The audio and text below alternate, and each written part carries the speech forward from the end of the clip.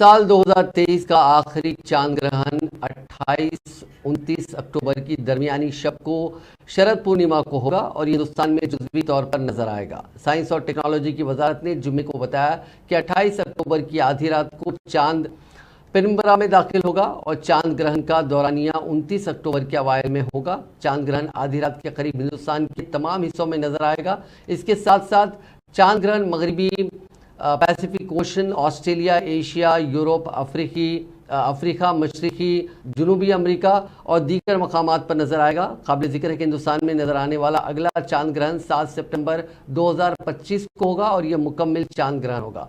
हिंदुस्तान में नजर आने वाला आखिरी चांद ग्रहण 8 नवंबर 2022 को था और यह मुकम्मल ग्रहण था। चांद ग्रहण 28 अक्टूबर को देर रात 1:05 से 2:24 तक यानी 1 घंटा 19 मिनट तक रहेगा। 28 अक्टूबर को शाम में 4:05 पर चांद तुलू होगा। इस ग्रहण में चांद की तस्वीर जुनूब से मुतासिर होगी।